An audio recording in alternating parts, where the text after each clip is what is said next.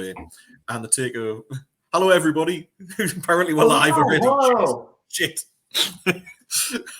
So, for those of you who are there, hopefully there's some fucker there. I have got the wonderful, inestimable James Hunter here with me tonight. So I'm really excited about this. I've been looking forward to having this conversation. But I was just saying before we went live that tonight was a little bit of a running around like a blue-ass fly. One of those nights.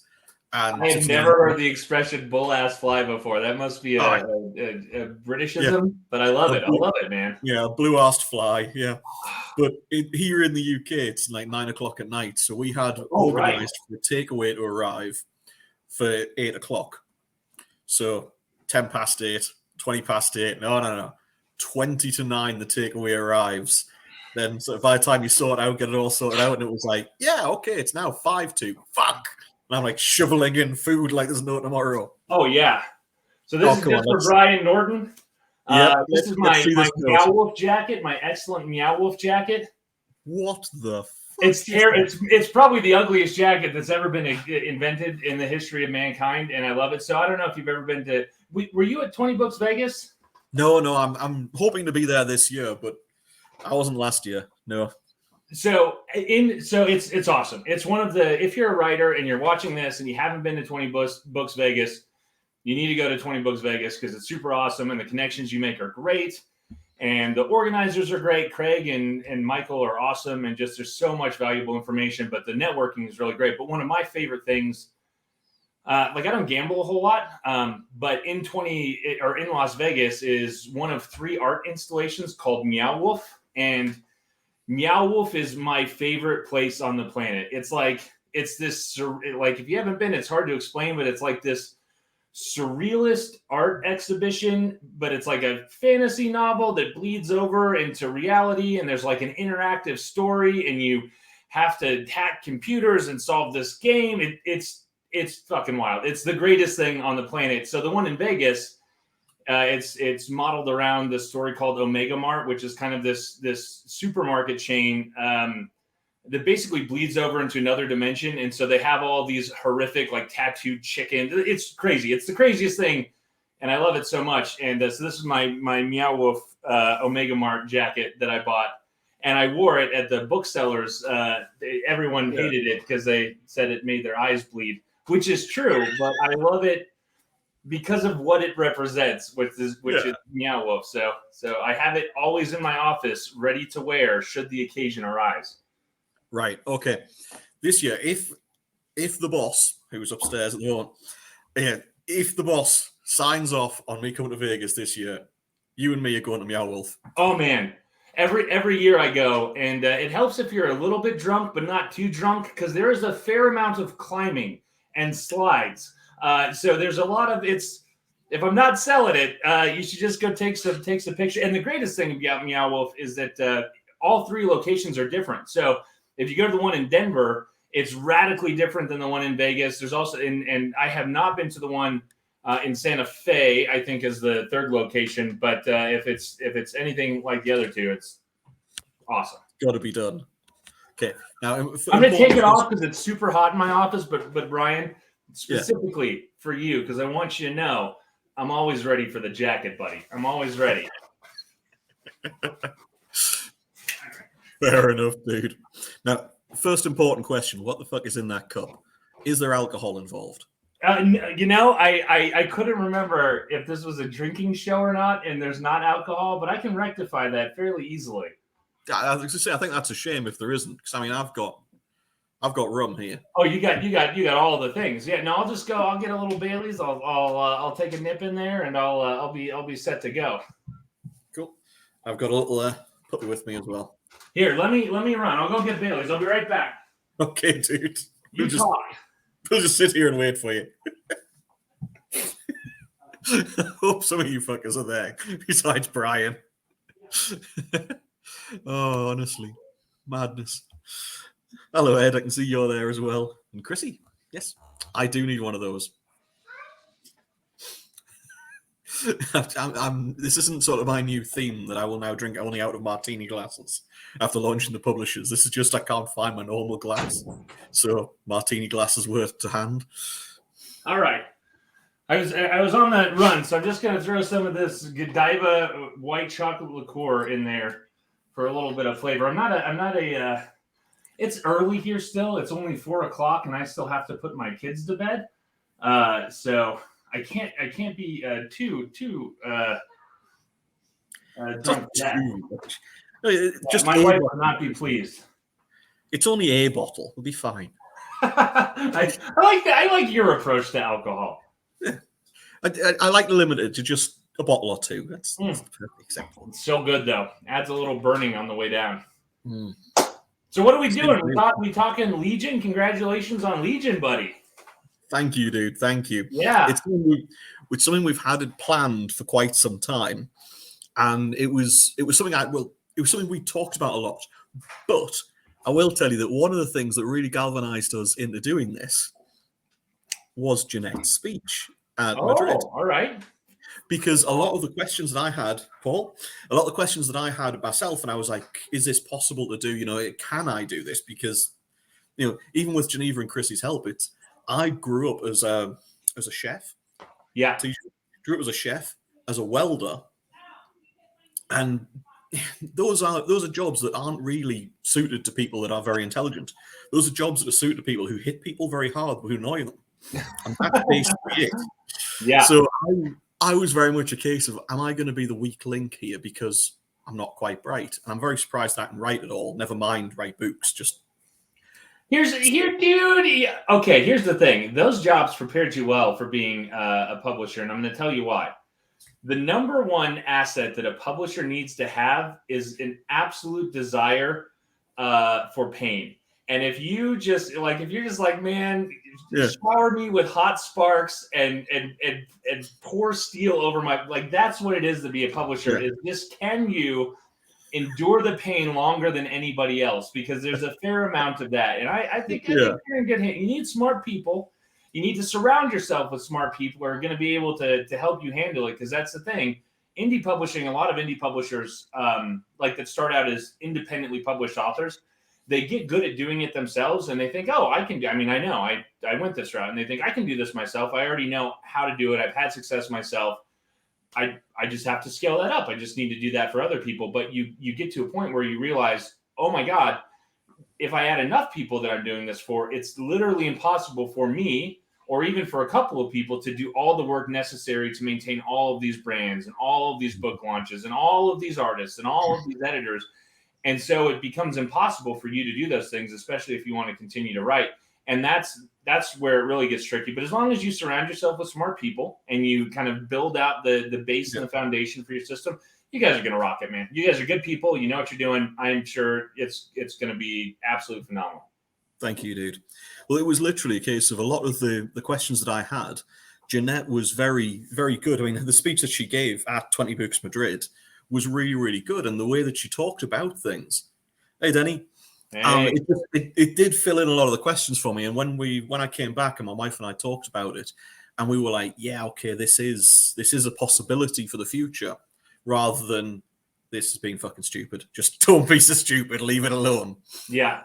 So yeah, we talked. Yeah, it's one of those things that we're hopeful. We're quietly hopeful. But thank you.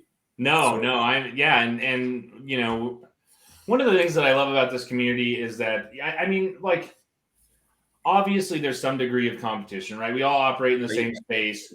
But at the same time, like, the thing that I love about this community is that there's a supportiveness and a realization that, like, we're all in this thing together. We're all trying to achieve the same things. And so I love, you know, Dakota also runs a publishing company. He and I are really good buddies.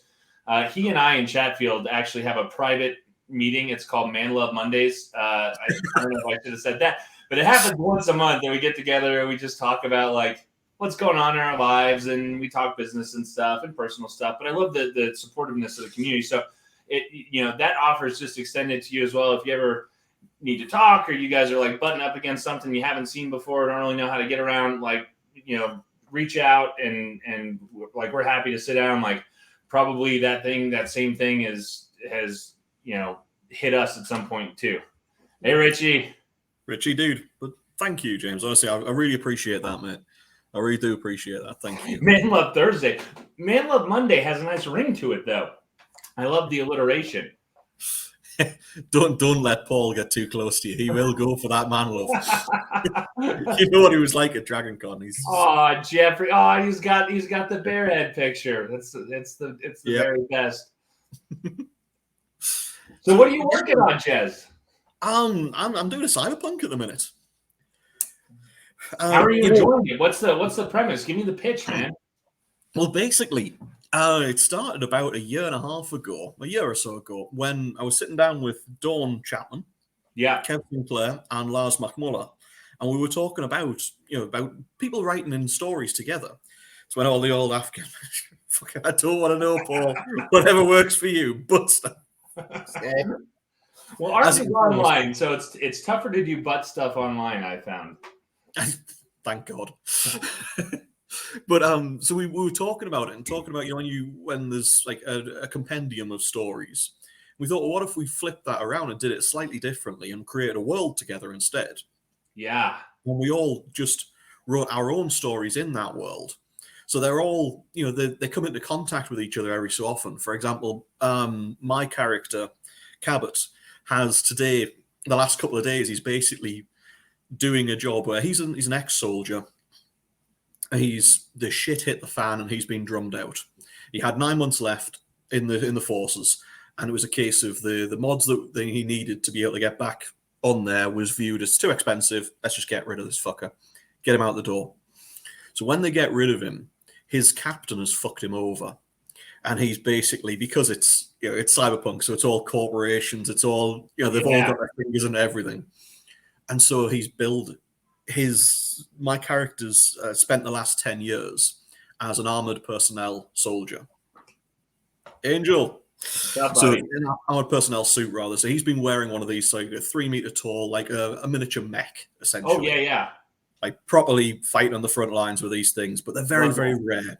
And they're controlled. You're only allowed a couple of them in the city at one time. Vast majority of them are in the army. The big corporations have a few, but that's it. No more. And he's drummed out, and he's like, fuck, I've spent the last 10 years. It was supposed to be a case of I've donated half my wages, every single pay packet, and half my bonuses and everything else. And at the end of the 10 years, he gets his suit and he gets to be a mercenary in that. Oh, yeah. But now he's been drummed out. Right before. Yeah. And it's sort of like, fuck, right, I need to get my mods back up. I need to get fixed. I need to do all this stuff. And the scenes that I've been writing recently are him going after his old captain, Chatfield. Love me some Chatfield. Oh, yeah. So he's going after his old captain. But I've got Lars, because he's a hacker, taking out some of the obstacles along the way, getting me into this corporate security place. So there's a lot of like, I'm writing a scene, I'm messaging him going, right, so how would you do? Oh, right, okay, I'll put that in here and it's been really good fun. So, yeah. So that sounds awesome. So you guys are like jumping in shared universe right from the get-go. Do you guys have a launch, like what's the plan? You're going to do 3 books and they're doing 3 books, and you're going to, like, what's all of that look like? Because I know that orchestrating a big release like that can be a challenge on the other end. So what's that going to look like? Well, it's basically, we're doing it. I don't know who you are, Facebook user, but go for it. What we're doing is we're doing it over 2 books each. So they're just sort of like they're sort of my books. The way I always write is the first book is the introduction to the character and the world, and the second book is him getting whatever his target is. Going after whatever the big job is. Gotcha. So that's those 2 books. Each of us are writing 2. And then Lars. Yeah, Lars, you fucker. I should have known. But what will happen is we'll release a week apart. Okay. Come August, we're going to start and we're going to release literally boom, boom, boom, boom, boom.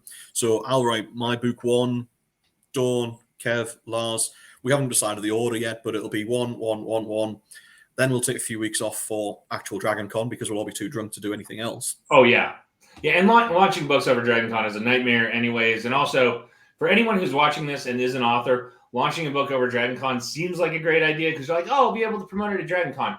But so many other authors run these enormous sales during Dragon Con, including us and Shadow Alley and all of our books, that it can negatively impact your traction. So just don't do it. Don't release over Dragon Con. Just wait a couple of weeks and then do it after that. So and you guys like get to celebrate. Like, you're going to Dragon Con?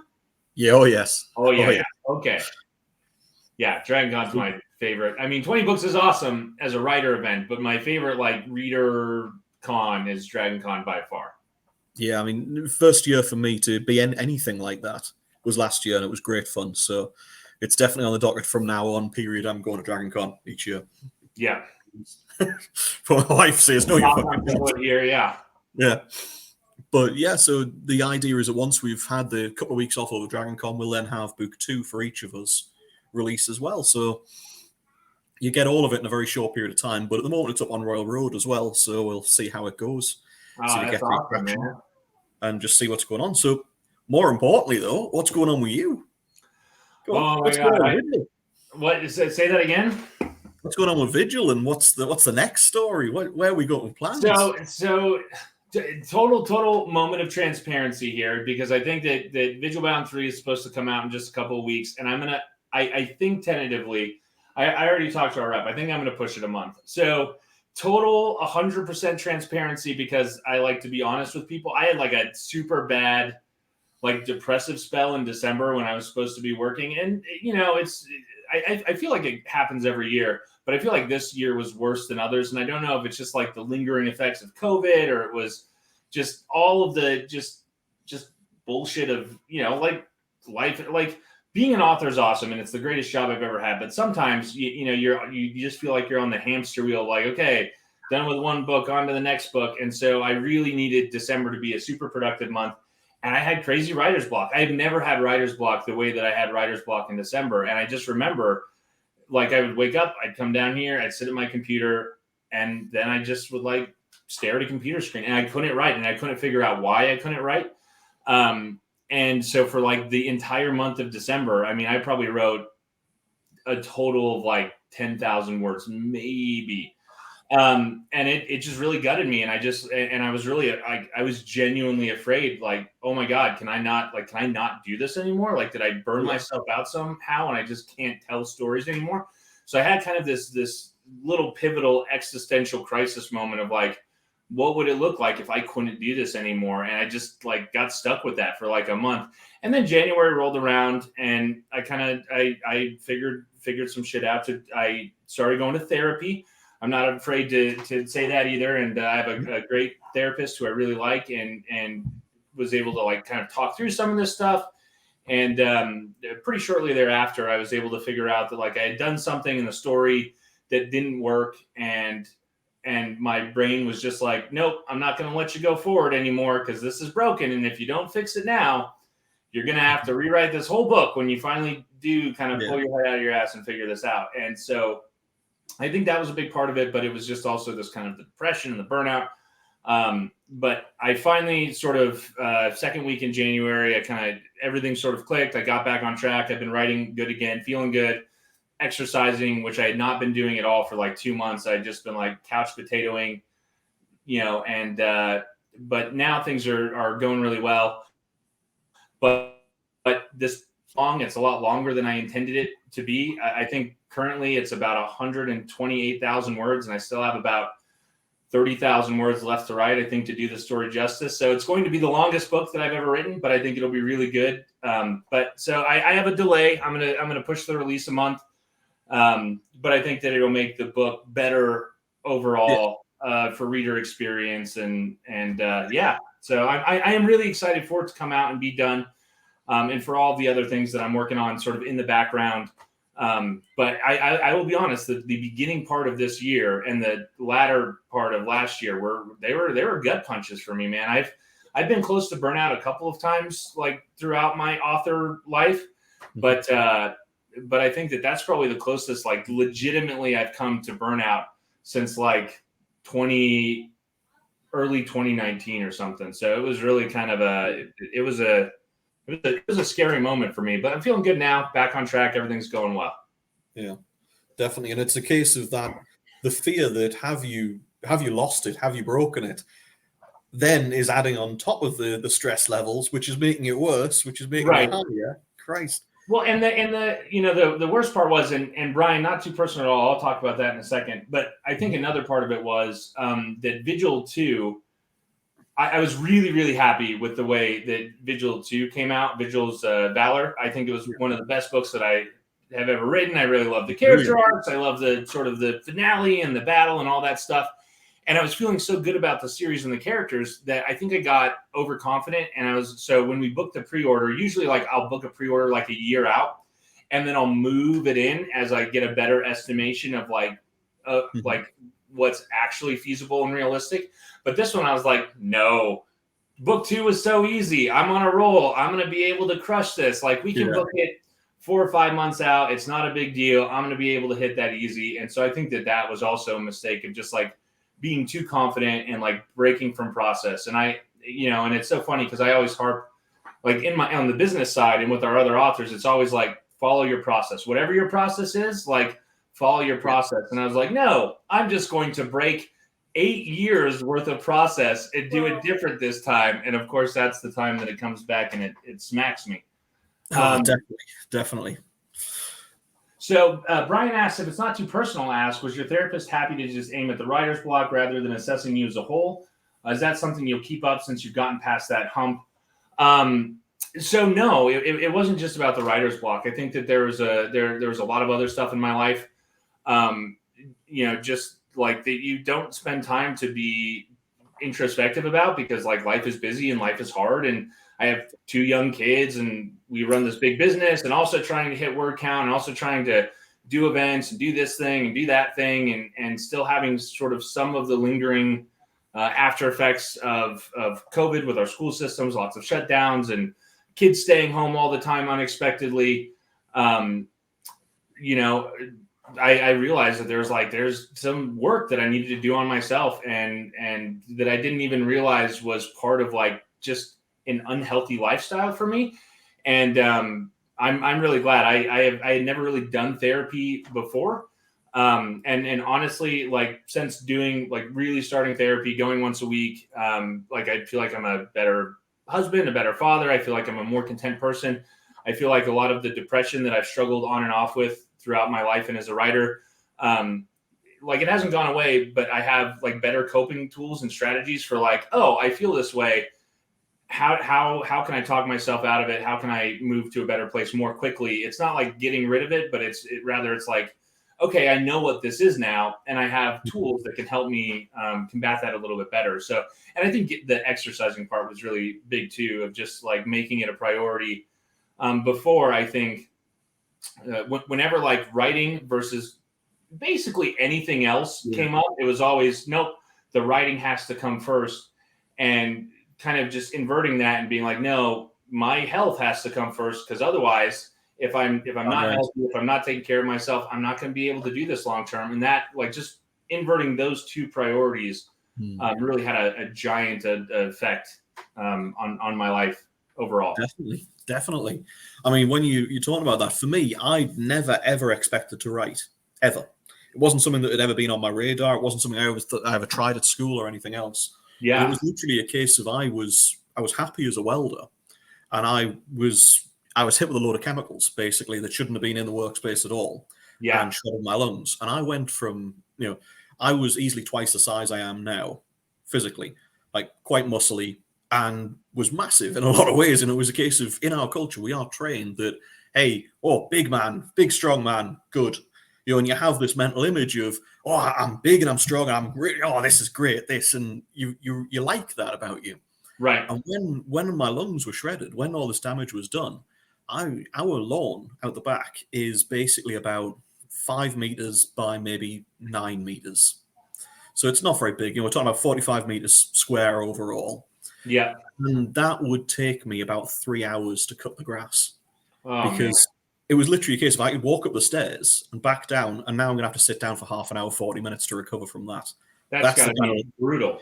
Oh, yeah, that's the kind of level of lung damage. Yeah. But it's a case of, with that damage, I can no longer exercise. I can't weld. I can't do this. I can't do that.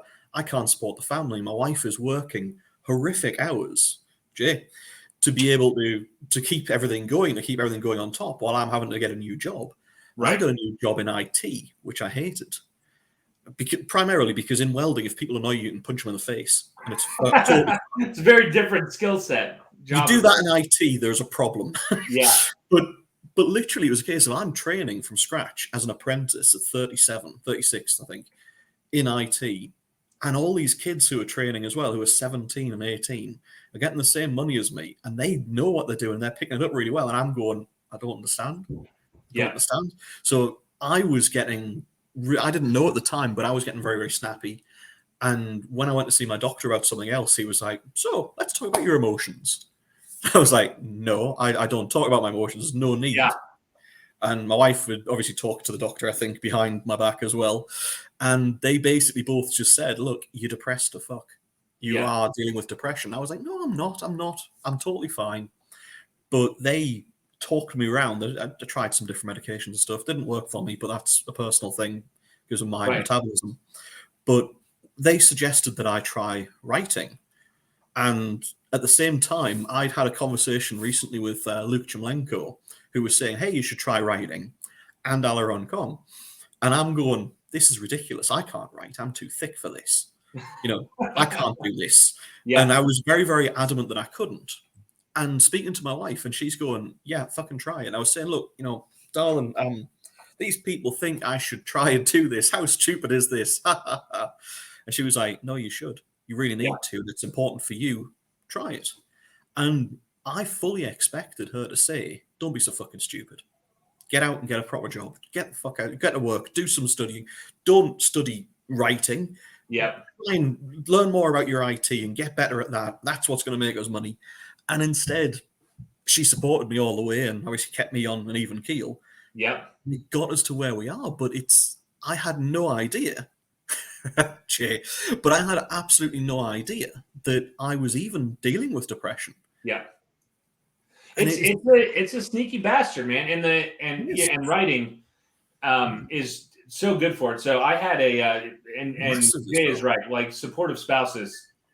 I mean, my wife has always been really supportive, and it makes a tremendous difference. But depression, I think there are studies out that writing for as little as 15 minutes a day, and it can be journaling, it can be just writing is a really cathartic experience that can help alleviate a lot of symptoms of depression. So one of the things that I don't talk about a lot is that when I first started writing, I was still pretty fresh out of the Marine Corps. I published my first book in 2015, but I had started writing that book at the tail end of 2013. And a lot of that, the early stuff that I wrote was urban fantasy, but a lot of it is like this kind of grizzled old war vet from the Vietnam era who came back and sort of had this really terrible PTSD and kind of lived life off the grid. He was kind of this monster hunter, but he lived out of the back of his El Camino and he just drove around eating barbecue and drinking bourbon. And I worked out a lot of I had like pretty bad PTSD from the time that I'd spent time in the Marine Corps as a combat machine gunner. And then later on, I was a pirate hunter in Africa, which sounds cool, but was kind of miserable and terrible, actually. But I worked through a lot of the sort of PTSD just by kind of writing about some of those experiences, but sort of with psychological distance, right? Because I wasn't talking about my experience. I was talking about this character's fictional experience that happened in Vietnam, but there's a lot of these overlaps with like my own experiences. And so being able to sort of talk about them and share them, there's a little novella, I think it's free on Amazon. It's called Siren Song. And it's pretty short. I think it's only about 30,000 words or something like that. But it's kind of, it actually takes place. It's this flashback to this character where he like sort of first discovers he has these powers, but it's during his last month in combat while he's in Vietnam and he's fighting the Viet Cong and they sort of fall into this ambush and that specific one really helped me like just write all this stuff down and sort of like talk about this stuff in a way that I had never been able to talk about with like anyone else. And man, it turned something off in my head. So, so I am a huge advocate for the power of like writing as sort of this cathartic experience that can really like help you untangle some shit that's in your head. So, and I think that was one of the hard things, right? In December, when I hit this depressive episode was like writing had always been kind of this joy and this release for me. And so then not only could I not do it, but I had also realized, and I think that I think you probably experienced this too when you went through your accident that you went through, right? Is I realized, man, a lot of my personal identity is tied up in being a writer. Probably in the same way that a lot of your identity was like, I'm a welder. This is what I do. It's who I am. I mean, when we meet someone for the first time, like in the first 5 questions, we ask them, what do you do? And that's because what you do kind of creates this strong identity with who you are. And so all of a sudden, when I couldn't write in December, it was like, oh no, I'm failing everybody. I'm not going to get this book out on time. And also I've lost this core part of my identity that I don't know if I'm going to be able to get back. And what am I if I'm not a writer? And I think that also kind of fueled that depressive cycle a little bit, for sure. Oh yeah, definitely. Dude, and I'm sorry, this is way deep. This is probably way too personal. I feel like, oh my God, this is supposed to be fun and drinking. And like, I feel like I'm oversharing terribly. So if you want to like talk about happy, fun things, we can totally talk about happy, fun things too. Honestly, the whole point of literally the whole point of these conversations is for us to talk to other, like for me to talk to other authors personally, because I want to talk to other authors anyway. It's for fans to be able to ask us questions and to be able to talk, but also to be able to turn around and say, hey, look, I fucked up massively in my life at times, and now I've got over it. I've had shit happen massively in my life, and these things have happened.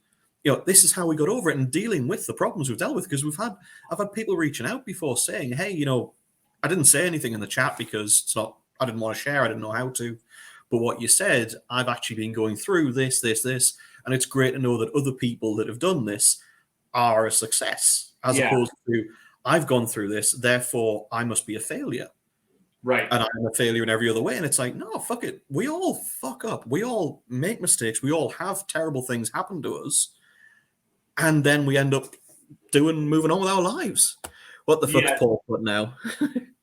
No, it's I think that's important too, right? Because like there's a lot, dude. I work with a lot of authors, and I mean 2021, we had, like, as a press, we had scheduled 52 books to be released in 2021. Do you know how many books we released in 2021? 25. And the reason why was because we had all of these authors that like had great track records of writing books, and then all of a sudden they just couldn't do it anymore. And I think it was 2020 was a year where everyone was really productive. I had expected 2020 to be a year where like everyone crashed, because it's like, oh my God, pandemic, lockdown. But I think that was actually good for productivity, because people were like, yes, finally, I don't have to go to the job. I don't have to go to the office. I get to be locked in my house, and write all the words that I want, which is going to be amazing. And they did for 2020. And then 2021 rolled around, and everyone I think they had these expectations like, okay, but now I'm ready for life to go back to normal. And then life didn't go back to normal. And it was like, oh no, we're going to do this for another year. And all of these writers that had been really productive in 2020 were just like, fuck, I can't do this. And it wrecked a lot of them. And so I think it's important, it's not all I like to talk about, but I think it's important, like when you're going through the shit, to like just tell other people, like, this is like, this is part of the territory too. Like it's not all mountain peaks. There's a lot of valleys and a lot of variance here. 52. That's not me personally, but that was our goal for the press, was one a week. And really, like when we talk about that, it's frontlist titles and audiobook titles. So really we were trying to do like at least 3 ebooks a month and then 1 audiobook release a month, because we weren't doing simultaneous releases. And so that was kind of the goal. Also, yes, to Brian, I did really launch that t-shirt at her head. I mean, it was way faster. Like I fastballed it right at her face, and I didn't mean to. I didn't realize. Like I guess I was wearing that Meow Wolf jacket. And I feel like it gave me like a +10 to my strength, and I just like wound up, and I was like, she's like, oh, I like that shirt. I was like, good, you could have one. And I was like, boom, like from Jupiter into her face, and I felt really bad about that, but also I laughed, which made me feel worse. Yeah. If you're going to be a bastard, mate, own it. You've got to own it. It's the best way to be, honestly. Fuck that shit. Oh, no. No, this what I'm saying is that basically this is the whole point of these conversations, is that we can just talk about anything the fuck we want to talk about. Yeah. It doesn't have to be anything. I mean, one of the big things I do like to do on these calls is to talk about other authors, to talk about the people that are up and coming, to talk about the people who nobody knows about. Yeah. Haven't made it. They should have made it. They've had great opportunities. I'm sure it's going to be a bitch. Oh, she's going to get you. I'm going to be there for it just to watch. Yeah, she's Irish, probably drunk enough. No. She's Irish, therefore her reactions are never stopped. Always just brooding in the background, like simmering on low until she can get back in range and do something terrible to me. Oh yeah, I'm fully counting on it, fully expecting it. Yeah, definitely. No, dude. So up and comer. So man, there's he's not really an up and comer, but someone who I've been reading a lot of lately, and again, not an up and comer at all, but he was kind of new to me. Like I'd seen his books out there, but I never really read any of his stuff. And I've been reading Seth Ring's Battle Mage Farmer series, which I know has like it's already got like 4,000 reviews on Amazon. So I'm not saying anything new. But I had met Seth at 20 Books, and we had a couple of meals together. And like Seth is awesome.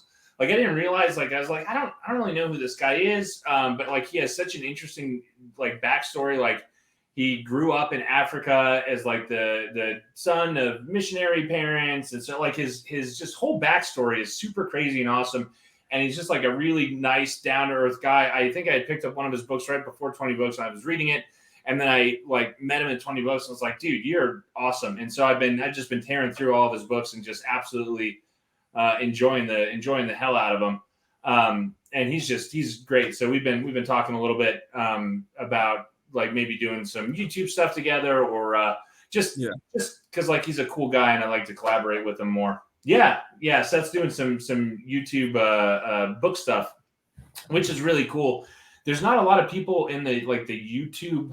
Like there are book reviewers, but there are not a lot of people in sort of the book talk of YouTube space. That's not really a thing that's migrated over from TikTok yet. And I feel like Seth is starting to do some of that stuff, and I think that's a really cool direction to go in. Definitely. But I've not actually read any of Seth's stuff yet, so just because it's so fucking much on my to be read. Yeah. But they're not.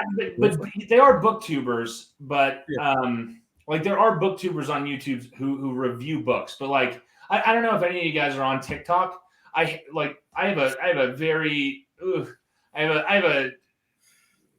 adversarial relationship with TikTok where I really don't want to be on TikTok. But also like TikTok legitimately sells books. Like I wish that it did not legitimately sell books, because then I could just ignore it. But like Book Talk sells books. I had one a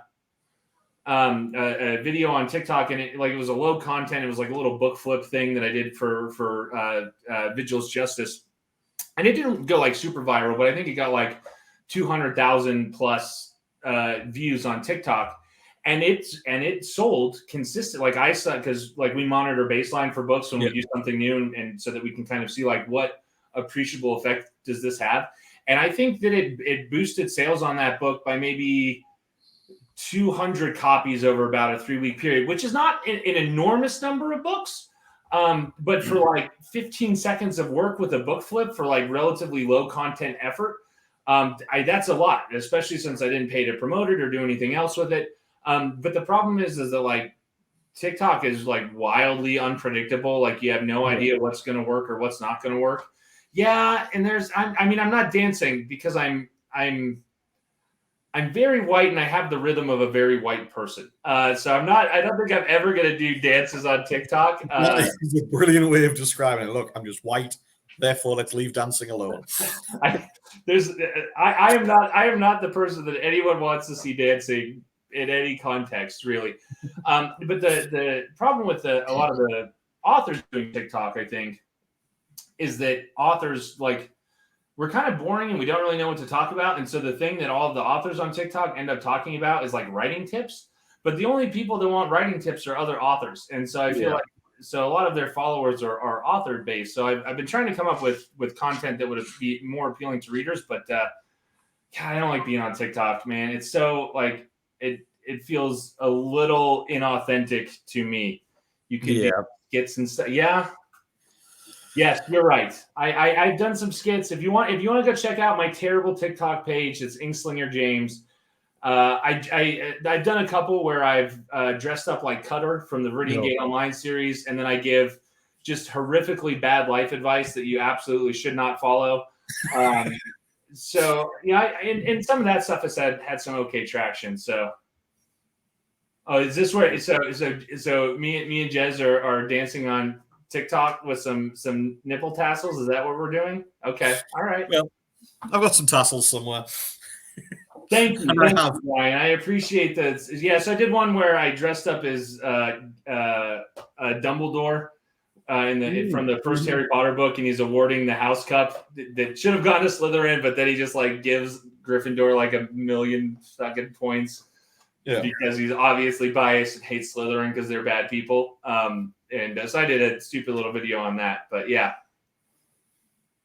That could be kind of a fun thing to do. Yeah, if you guys have good because I'm totally at a loss for like what works on TikTok or what doesn't. So if you guys have great ideas that you like, drop them in the comments and I'll try them. I'm not a proud man and I'm willing to figuratively dance for my supper. I will not literally dance for it because again, I will blind any. It'll be like Medusa just turning people to stone, but instead it'll be cringe and people will just die of cringe.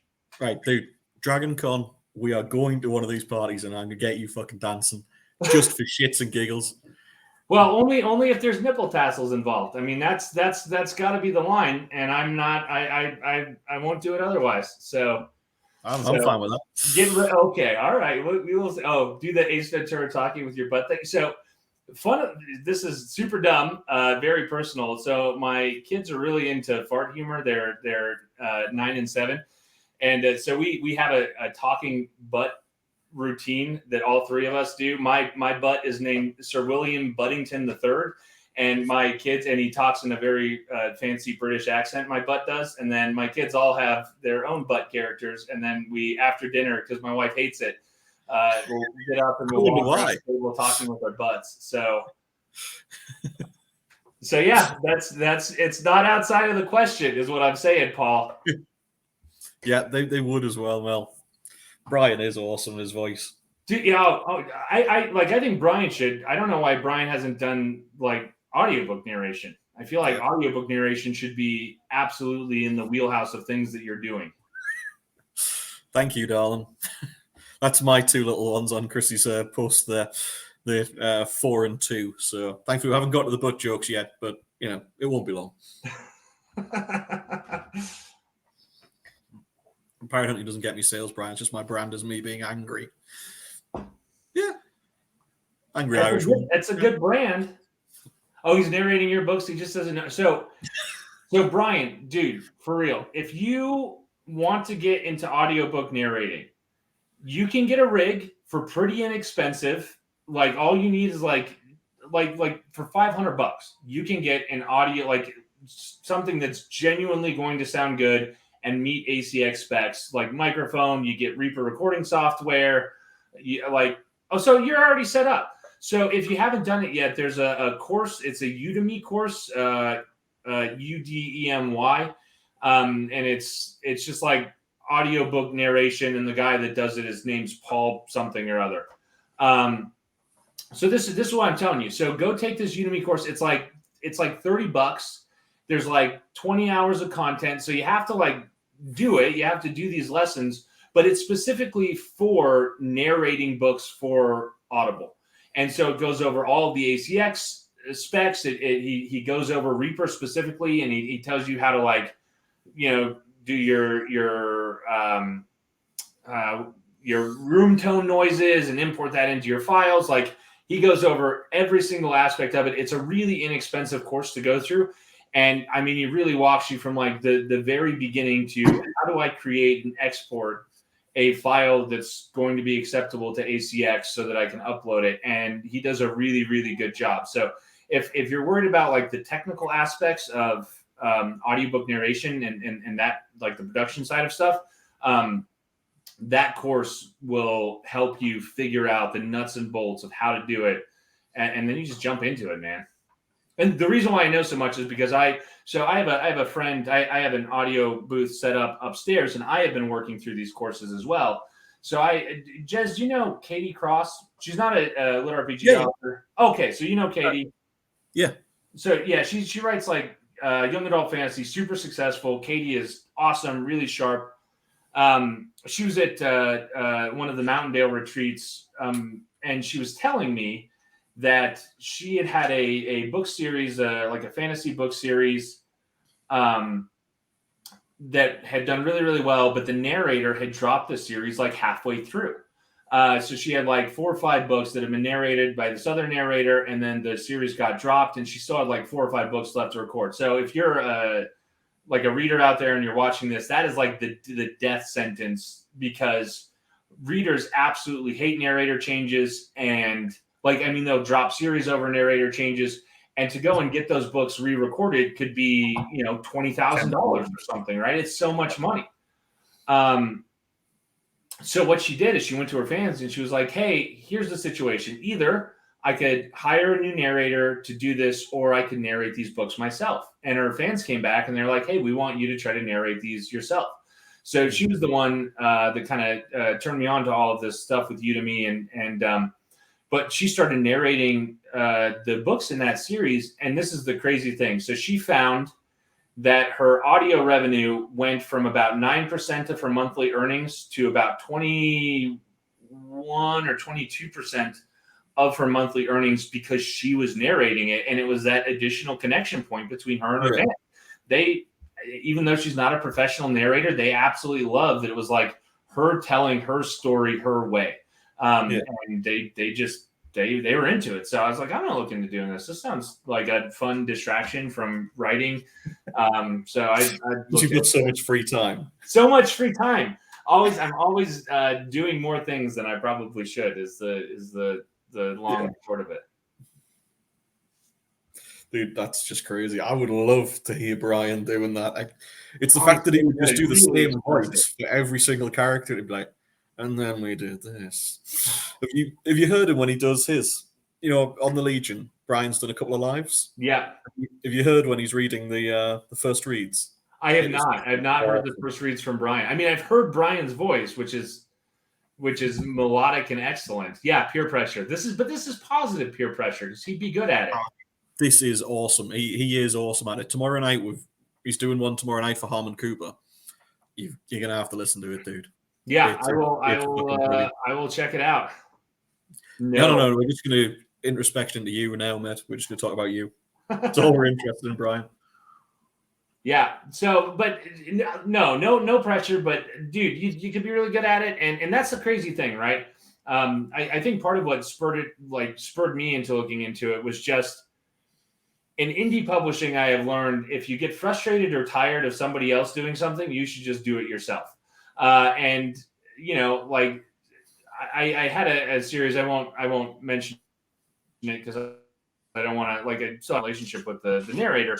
But basically, the book just seems like it may not ever get produced. I don't know what's going to happen, and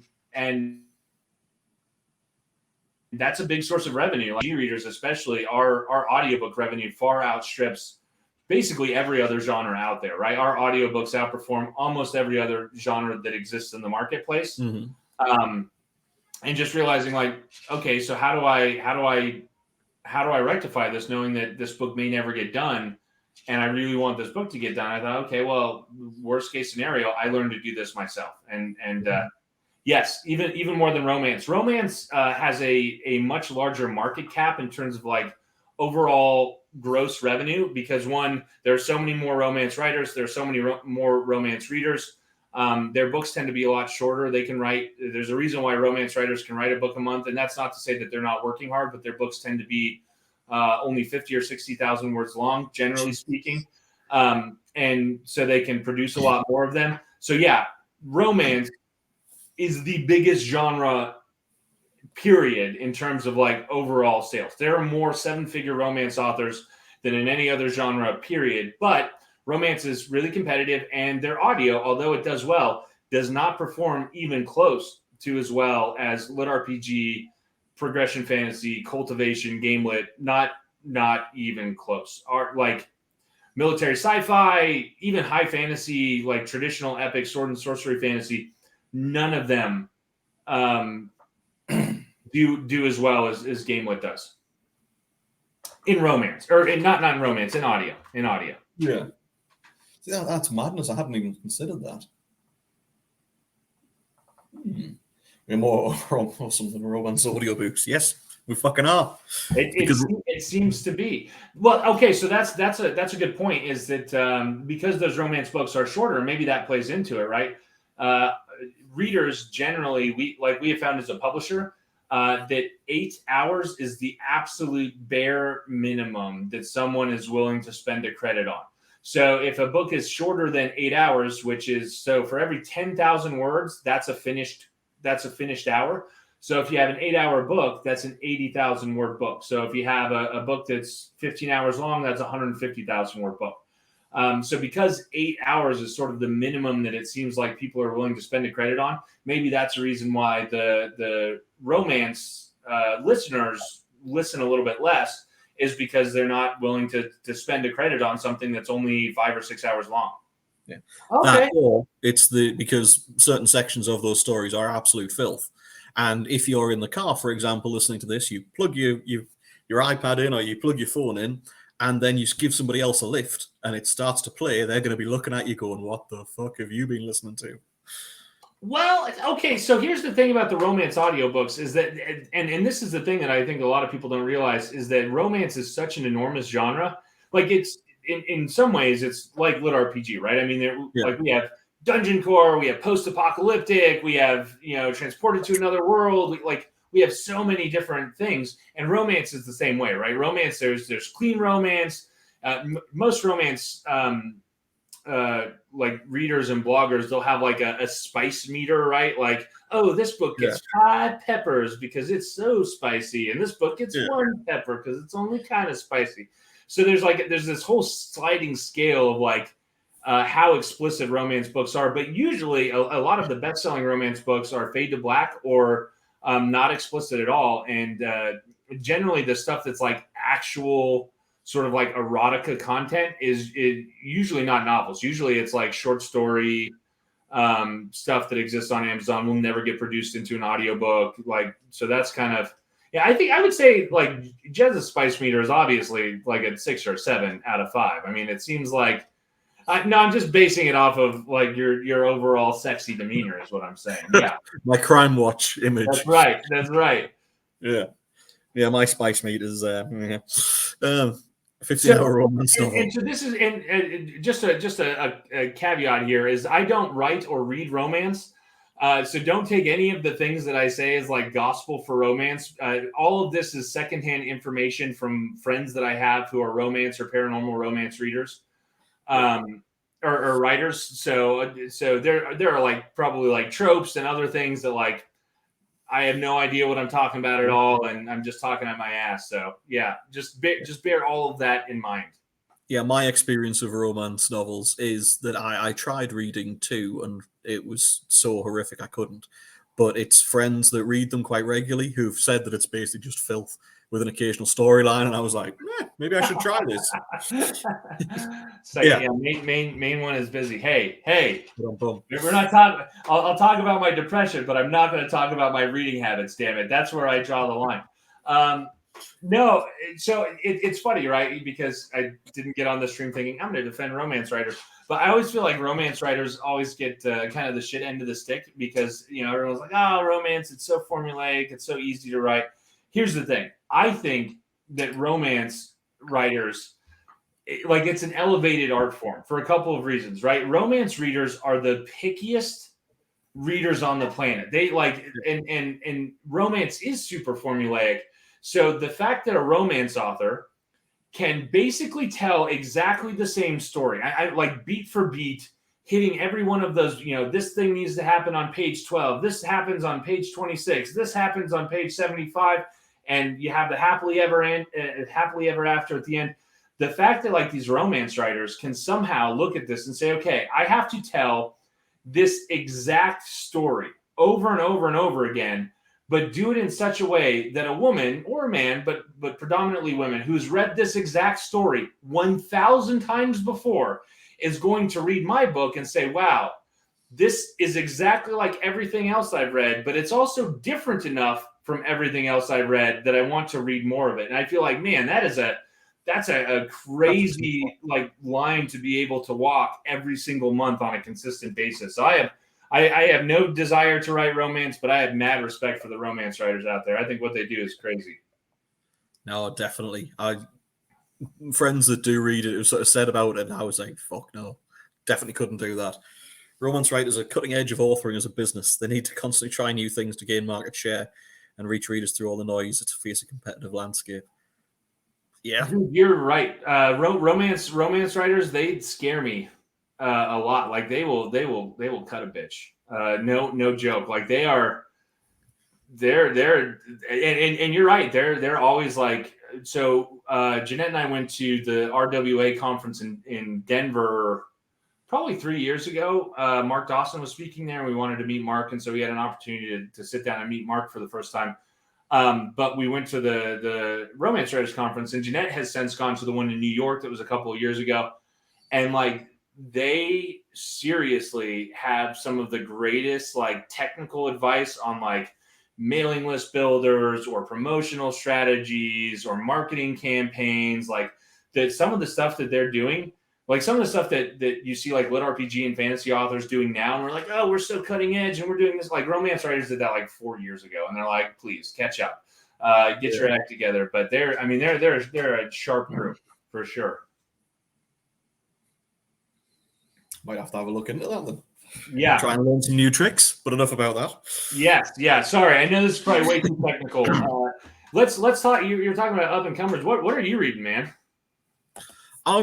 God, I've been reading a few things of late. Last thing I can say about that I was reading, to be honest with you, because I've been reading a few submissions of late, which has been great. Yes, which have been fantastic, and I've had to say, can you send a bit more of that? I need a bit more before I can make a decision. No, I just want to read the rest of the fucking book. It was good.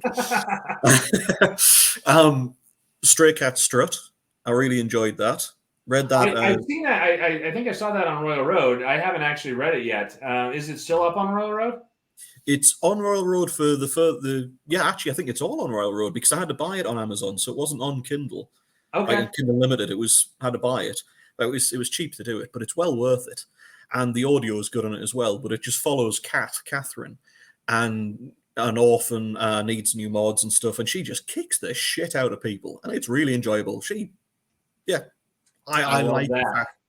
But it was one of those. I reached out to reading this because I had plans for the cyberpunk stuff, but I needed to get my head in the right space. Yeah. So I don't know if you're the same with this. I have to be careful of what I read when I'm reading or when I'm writing a book, because otherwise I change the flavor a bit, and I'll go off and. Dude, it's hard not to pull, right? I mean, it's hard not to, like, you see something else that someone has done and just think, oh my God, this is such a cool idea. Oh, but wouldn't it be cool if X, Y, and Z? And, I think that you have to be careful with that because you don't want to draw inspiration too liberally from anything else. But at the same time, I feel like that's where the best new stories that are coming out come from, right? Is like someone who's a super fan and a reader in the genre. They read all the stuff in the genre. They know what they like, and then they're like, man, this is really cool, and that's really cool, and this is really cool. But wouldn't it be really, really cool if all of those things kind of existed and also this, right? And that's where you see kind of really the cutting edge stuff that comes out on Royal Road or in other places where you're like, wow, that's really inventive.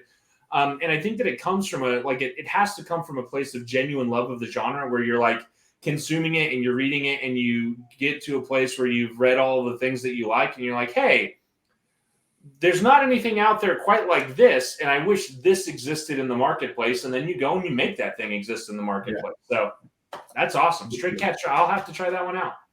I really enjoyed it. I would like more cyberpunk, to be honest with you, Denny. I asked this question in in a couple of different lives I did sort of about a year or more ago to ask just to see how much interest there was in cyberpunk when we were planning on writing this. And people were saying, oh, yeah, I'd love more cyberpunk. Oh, I'd definitely love to read more. And there's so little out there that when you do a search on Audible, for example, for cyberpunk, there's fuck all. There's like a dozen books and that's it. It's mostly lit RPG and game lit stuff, right? Yeah. Yeah, like genuine cyberpunk, like I've read a not in several years, but I've read a fair bit of cyberpunk. I really liked. I would think this is cyberpunk, but do you remember? I think it was Tad Williams. What was the name of that? I'm gonna look at it. Tad Williams. He had that. Otherland, which I think definitely falls into that space a little bit. Like Neuromancer, Snow Crash, some of those, but it's been a long time since I've seen like a genuinely like an actual cyberpunk novel that sort of I fell in love with. Yeah, it's one of those that when I was looking for. Oh, God, sorry, I've got the puppy is mental and he was just starting to make weird noises. I thought, what the fuck's he eating this time? Little turd. What makes cyberpunk different from sci-fi? I don't know much about the cyberpunk genre. For me, cyberpunk is darker than sci-fi. If you think sci-fi, some of sci-fi is, let's reach for the stars. Let's see this amazing technology, this wonderful potential future. Cyberpunk is the other end of the fucking scale. It's like corporations own it all, and if they can fucking brand you, they will. It's like, think open technology, like steam bursting out of it, electrical wires that are fucked up, people who have got anything from a hook for a hand to an amazing robotic arm, anywhere in between, people getting ripped. What the hell's it called? Battle Angel Alita. Did you see the film of that? Yeah. There's a couple of guys that they're racing around on the tracks and stuff, and one of them pisses somebody off, and they grab him in an alleyway and jack him, and they strip his mods off and just leave his body there. That's cyberpunk. That's whole, like, fucking do him. I don't care about what happens to him. It's very dark. It's very visceral. It's very violent. And nobody thinks twice about killing anybody. Think Shadowrun. Yeah. Shadowrun gaming. Yeah. I think that a big part of it is not just the scenery and the stage setting. I think there's a lot of that. Like, typically when you think about cyberpunk, you think neon, you think dark, you think gritty, you think sort of you have these sci-fi elements.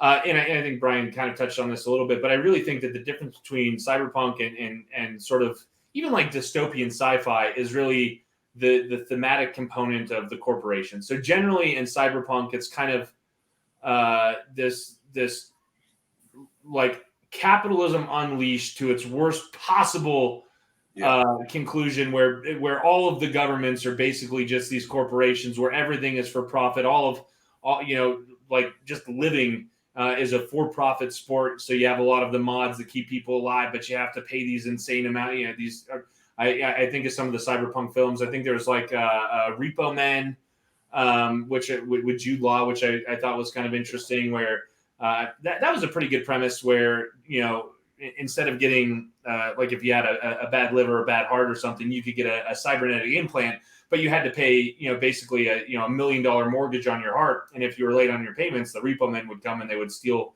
your organs from you and just leave you dead because you were late on your payments. And so that again, it's kind of this all assets and all facets of life have been turned into a for-profit model. And I think that's a big driver thematically of a lot of cyberpunk stuff. Yeah, definitely. It's brilliant. So, going by what you're saying, was RoboCop localized? Yes. Yeah, I think so. The Detroit OCP, that kind of stuff. Yeah, very much. I would say it was a borderline cyberpunk, definitely. Rollerball. I remember seeing Rollerball, but I don't remember it well enough that I could tell you whether like aesthetically, Rollerball definitely fits into the cyberpunk sort of umbrella, but I don't know if thematically it does or not. I can't remember. There was Running Man, which I think was a Stephen King short story. or novella with Arnold Schwarzenegger, where it's basically gladiatorial live streaming games, fight to the death stuff. And I think that was another good sort of early or late mid 80s sort of cyberpunk. The 80s were great for films, man. Yeah. 80s films just didn't give a shit. Blade Runner. Yeah, Blade Runner is great too, for sure. Yeah. There's some of the films out there for the 80s which is fucking awesome. The music as well. Are you more of a sci-fi guy, or are you more of a fantasy guy? Like, where do you fall on the divide? Because I always feel like sci-fi and fantasy get lumped together, and everyone's like, oh yeah, like I read sci-fi and fantasy, but generally I find that actually it's a much harder dividing line where like either someone really reads a lot of sci-fi and a little bit of fantasy, or they're mostly fantasy and a little bit of sci-fi. Where do you fall on that? I don't actually know, because I'm thinking about it now, and my favorite series of all time, without a doubt, hands down, Wheel of Time. Oh my god, dude! Wheel of Time, favorite series of all time. I got my original Wheel of Time here. Yeah, I love that. That was the series that got me into like reading epic fantasy and made me want to write for the first time. So yes, yeah, it's fantastic. But then I love a lot of Peter F. Hamilton stuff. The Night's Dawn trilogy. Have you read that? I have not read that. That is phenomenal. It is fantastic. Follows a couple of different characters. One of the mains is Captain Calvert. Captain Joshua Night's Dawn, it's called? Night's Dawn. First one, I think, is... I think the second is a Neutronium Alchemist. The Naked God is the third one. The Reality Dysfunction is book one. Okay, I got it. I will add it to my Kindle and I'll give it a try. Seriously, it is phenomenal. It is brilliant. It's one of those series that you read through it and you're just like, fuck, that's good. Great North Road by Peter F. Hamilton as well will always have a special place in my heart because it's about Newcastle, which is around the corner from me. And I spent a lot of my life living in. So there's some of the accents are good, the location, the way they talk about it. It's like you spent time in Newcastle, pal. Yeah. All right. What about you? I definitely fall more on and the reason why I brought it up because I was like, yeah, you're so passionate about cyberpunk, and usually it's only like people who are really fans that get that into it. But I definitely fall more on the like fantasy side of things. I have read, I do read some sci-fi. I really like Orson Scott Card. I really like the Red Rising series. I like that series. I thought was just absolutely incredible. Or that trilogy. I know it's not a trilogy anymore. He came out with I think 2 more books in that series, but like the original trilogy especially is just phenomenal. But I definitely fall more on the fantasy side. I really like the high fantasy stuff. I really like urban fantasy was an early love of mine. Jim Butcher is one of my all-time writing heroes. I really loved. I think that he's probably obviously best known for his Dresden Files stuff, which is great. But his Codex Illyria stuff, which is sort of high fantasy, but it's Romanesque in nature, and so instead of the typical sort of medieval Europe, it's basically Roman legions using Pokemon. And that's a terrible description, but it's phenomenal. It's really good, and there's 6 books. It's a complete series, and I feel like almost no one ever talks about it, but I really love that one as well. So yeah, I definitely fall more on the fantasy side of things than I do on the sci-fi. I'm thinking about it now, thinking about where my books are. I don't know. I think I'm probably 50-50, which makes me a bit of a freak, but it's I don't know. I can't think. Is that the one he wrote as a bet? It is the one he wrote as a bet, and it's I think he was I think the story goes that he was like arguing with someone on an old online forum about like an idea needing to, this person basically asserted like, no, you need to have a really great world-class idea, and if you have a stupid premise, your book's going to be garbage. And Jim Butcher was like, I don't think that's true. I think it's all about execution, and you can make literally any idea work. And I think the guy challenged him. It was like, okay, write a book about the Roman legion using Pokemon. And he was like, fine. And then he did, and it was awesome. And so I think that was a great kind of illustration of like, ideas are pretty cheap and execution matters a lot more. Yeah, definitely. Where does Arisen fall? Is it fantasy or sci-fi? I haven't a fucking clue, to be perfectly honest with you. And as the person who wrote it, I really should know these details. No, for me, it was more of I've always had I should probably say growing up and up until actually writing, I genuinely just thought to some degree I was mad. I always just thought to some degree I was actually mad and I was batshit because so many people that I've talked to over the years, I would tell myself these little crazy stories for weeks at a time, just sort of like, and then this happens, and then it's just when I was bored and like, it's in the car and imagining worlds and stuff. And nobody else I knew did it. And everybody I spoke to was like, what the fuck are you talking about? And I was like, oh, I'm just mad then. Fair enough. I accepted this. It was like, oh, well, at least it's nice in my little world. Yeah. And then when I was looking at one of those stories was, what if I found a spaceship in Greece? Or, I'm thinking underwater, close to the land, what would be there? It's crashed, it's been there forever. Maybe the island isn't actually an island, maybe it's just grown on top of it. Maybe it is. And it was like, right, well, what would be in there? Well, the best technology really that we can think of at this stage is nanotech, because it can be absolutely anything. Right. So, well, if it's advanced, it would be nanotech. So what would be there? And then it just went on from there. So yeah, nanotech, I feel like is the sci-fi equivalent of magic, right? I mean, it's just it lives inside you, and you can basically get it to do anything, right? So it's kind of and I love it. But there's kind of a degree of hand wavium that I think is super good. I like hand wavium. Yeah, it's a good way of describing it. I liked writing Arise, to be perfectly honest, mostly because it was so. I could look at the world around us and see all the things that we know are there, like things like Stonehenge and stuff like that. Yeah, and that have been there forever. There's a raised part of one of the lakes in Israel. I can't remember what it's called, but they've estimated that the section that's there is possibly man-made. It's very regular, it's very straight lines and stuff like that, and it's in the middle of the lake. And the depth that it's at, they're saying, well, that's right back at the last ice age. That's the only way it could have been there. And people say like, it's bullshit. You can't have anything at that age that's this complex. And I just think there's so much that we don't know about that doesn't make sense.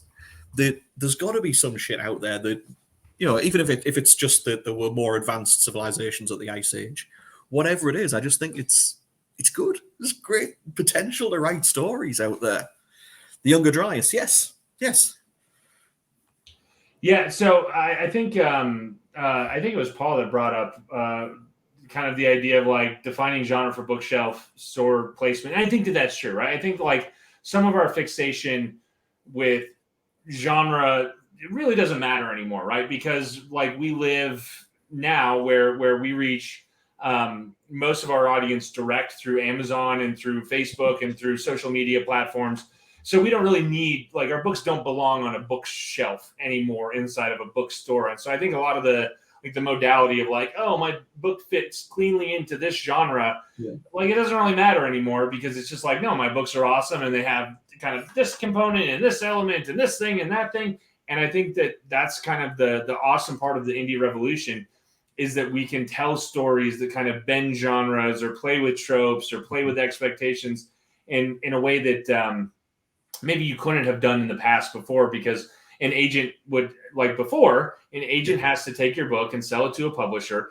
And so when you really think about the publishing process, prior to the indie sort of author revolution, the buyers for books were not readers. The buyers for books were first an agent, second an editor, third the publisher, fourth a bookstore, fifth the reader. So reader came number 5 on the chain, and you had to sell the books to all of those other people before it ever had a chance of being sold directly to the reader. And so really, if you were writing a book with the intention of trying to sell it to a traditional publisher, you weren't actually writing for the reader in mind. You were writing for, I have to sell it to all of these other fuckers first before it ever gets to the reader. And so those were actually your audience. But now, because we can reach readers directly, we have the liberties to kind of do some of the stuff that you're talking about and just kind of go wild. And that's super awesome. It really is. There's a friend of mine who's heavily into his music. He's a personal trainer called Bex. And he was saying that we're now at a stage we won't have in music. We won't have things like we had, like the 80s was very definable in music. The 70s were, the 90s were. We won't have that anymore because you can just get any music you want. You can click and there you go. Straight away it's available, to a degree, obviously, Right. through any medium you want. So instead, you've got people who are doing every different kind of music all the time. And he's saying that that's literally, it's the end of the decade sort of styles that we've had growing up. Yeah. He sees it to the very end. And thinking about it, that could be the same for us because it's no longer this way, you know, where, oh, well, this is really popular at the moment. So for the next 10 years, everybody's going to sell that. Right. No, so I have a buddy. His name's Stone Sanchez, and he works predominantly in the music industry. His family is all kind of producers and recording artists, things like that. And one of the things that we've talked about several times before is that kind of his assertion is that book publishing is about 10 years behind where the music industry is. But that if you look at the music industry as a model, like where, you know, record labels kind of, they still exist, but they don't really matter the way that they did because these artists are sort of independently producing their records. They can upload it to SoundCloud. They can advertise it through Spotify. They can monetize their own stuff. And how it's really broken down sort of the choke points for reaching and accessing fans, and then looking and just seeing that, like, oh, that's the exact same pathway that publishing has sort of followed, but just a couple of years behind where the music industry is at. So I think looking at the music industry as a whole is kind of a good way, a good predictor of what's going to happen in the publishing industry. Yeah. I think you're right. It's really weird looking at it that way around, though, and going, let's look at that genre over there to see how that affects us here, and this is what we're going for. It's fucking mental, but it's really good. It's really interesting. I like. No, it's super crazy. One of the interesting things there that I have seen is that the especially the Zennials and the Generation Z folks, like their desire for sort of old school like media, right? So I saw I was reading an article somewhere that said that vinyl records are now outselling CDs for the first time in 20 years or something, and there's this giant resurgence of vinyl records, like records, because people really like the idea of owning the thing, not having the music digitally leased to them, being able to actually own it, being able to kind of the tactile sensation of interacting with your music in that way. And one of the super interesting things, kind of jumping back to TikTok, is that TikTok is predominantly a platform that's aimed not at millennials, but at Zennials. And the craziest thing is that although TikTok definitely drives ebook and audiobook sales, it drives paperback sales more than anything else. So we have one of our authors, his name's Marshall Moore, and he writes just straight high fantasy. He's a really good author. If you haven't read his book, it's called The Pale City. It's not lit RPG or game lit, but it's absolutely amazing. You should go read it. Pale City. It's kind of it's high fantasy wearing an urban fantasy overcoat. It's great. Okay. He had a video go like actually legitimately viral on TikTok. I think he got like 10 or 11 million views, and he had a huge sales spike. It wasn't in ebooks. He started selling hundreds of paperback books because of this viral video on TikTok. And so we were just looking at these numbers, and he's the only author that we have where his paperback sales are significantly higher than his ebook revenue. And I've never seen anything like it before. That's mad. Yeah. It's crazy. I mean, I think my paperbacks, partially because of the fucking size of the bastards, so they're so expensive to produce with being the way they are. I think we've gotten like the cheapest is 15 quid, and I make like 70 cents on that, which is ridiculous. But it's because of the size of the fuckers. I sell hardly any. Right. I'm thinking about outselling in paperback over digital. That's just... So, well, and here's the thing. So just for you, when you're considering the pricing strategy, and we have, because we played around with this a little bit, because initially we tried to sell our paperbacks for basically the cheapest price that we could and still make any money at all. Yeah. So very much like you, where it's like, this book's $14.99 or $15.99, and basically we have like a 70-cent margin of profit on that book, right? But what we realized is that people who read paperbacks are willing to read more because they consider it kind of this luxury product, right? And so they're willing to spend more money. It's not like if someone wants to read cheap, they're going to read an ebook. If someone wants the experience of holding the physical book in their hand and having this product that they're going to put on a bookshelf that they're going to keep in their home, they're willing to pay more for it because it's kind of this luxury good. And so it's actually you could probably raise your prices, $5 or $6 and not have it impact your sales whatsoever, because the people that like reading physical books know that it's expensive to produce a physical book, and they're more than happy to pay that additional money for the experience of getting what they want. It's weird because obviously growing up going to places like in the UK, it's Waterstones, well, it's Barnes and Nobles for you guys. But going to these places and seeing the prices of the books there and seeing the prices that I'm forced to charge, I feel genuinely guilty. Even though I know I'm not, like, I'm literally making fuck all on it. It's just like, I feel genuinely guilty at the prices, and it's like, but then you look at the other side and go, I also spent like 2 years on that fucker. 70 cents. It's so hard, right? Because I agree with you totally. Like, I'll look at this and I'll be like, oh my God, I'm selling this for how much? But, I look at, especially as inflation sort of hits everyone and just prices rise all over the place. And I'll have that exact same sort of chain of thoughts run through my head where it's like, this is less than a grande at Starbucks, right? Like, this is like, if you're willing to spend $5 or $6 on something that you're going to consume in 20 minutes, maybe I shouldn't feel bad about raising my ebook price from $4.99 to $5.99, knowing that it took me, a year of my life to create this thing, and that you're going to get, 15 or 16 hours of enjoyment out of it. That's a pretty good ratio. So it is really, it's a very very fair point there. And just quickly to say, James, I know that you said that you had to get away soon, so we will have to let you go in a second. But before you go, important thing, the whole point of this, when we started doing these, was to try and drive awareness of people who really deserve some loving. So, I mean, it's perfectly fine if there's some of your authors on there that you want to speak about. Just throw some names out that you've read recently or that you think don't get enough attention, and just recommend some books for us all, please. Yeah, absolutely. So the person that I always recommend, because she is my favorite writer, and I am lucky enough that I get to publish her, but I feel like I don't know why she doesn't have the success. I feel like she should be famous, and I don't know why she's not. She's so good. Eden Hudson, she's my co-author on the Rogue Dungeon series, and she's the best. Like, her books, I legitimately, the reason why I started Shadow Alley Press was so that I could publish Eden's books. That's it. That's the whole reason I started the company, was to sell her books. So if you go check out some of her books, some of them are published with us, other ones are not. But the Path of Thunderbird series, narrated by Travis Baldry, is cultivation, progression fantasy. It is incredible. You should absolutely go read it. I will recommend another person that I feel like doesn't get enough love is my homegirl, JD Astra. She is one of the hardest working gamelet writers out there. I mean, she just is constantly cranking, constantly turning over product.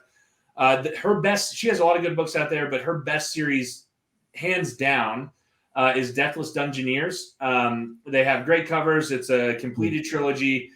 You all should go out and read it and buy it because it's amazing. It's crazy good. And let's see, one more. Jacob Grief is a new author that we just picked up. He writes the Apocalypse Redux series, and I am smitten. I'm just smitten, not only with his writing, but just him as a person. Like, he is so, like, supportive of other authors. He's so positive. He's great. So those are three that I would absolutely 100,000% recommend all of you go pick up and buy. Also, for me, if you haven't checked out the Vigil Bound series yet, book 3 is, again, going to be a little bit delayed, but it's going to be so much better for it. And then also, later this year, Eden and I are releasing a special. It's going to be 6 books all dropped in pretty consecutive order. A post-apocalyptic lit RPG series called Wasteland Warlords. It's wild and funky, over the top. It's being produced by Audible, so all of the audiobooks will be free through the Audible Plus program. So you can just like get them and not pay anything. And those are going to be coming out, so kind of look for that stuff too.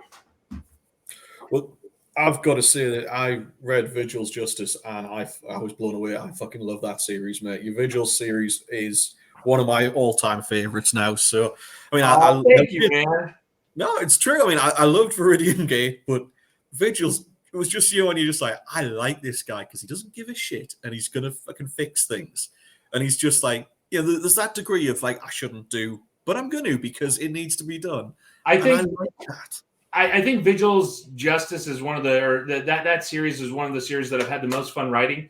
I think that the VGO is great, but I purposely went with a character that started out as a little bit more of a blank slate because I really wanted that the character growth arc contrasted between him and sort of the series villain Osmark, and so he's Jack going into VGO is a little bit more naive. He's a little bit more even keeled. Boyd, who's the main character of Vigil Bound, is a little bit more of a self-insert for me than probably any other character I've written. And it's just like him going in and doing stupid shit and blowing stuff up with weapons. And he's not a dumb character. I think he makes smart choices, but he's a little bit reckless. He's a little bit wild, and it's super fun to write a character like that. Definitely. I'm going to say a lot of my characters, like Jax especially, and a few of my characters, people complain that they're dumb and that they do things in a stupid way. And it's like, that's because that's how I do it. It's more of like, I'll get there through this door if I have to, and I'm going to headbutt it until it fucking opens. It will, yeah, I will make my way through. But no, I also like that you had Chatfield in and a few of the others at the very beginning. It was like, yeah.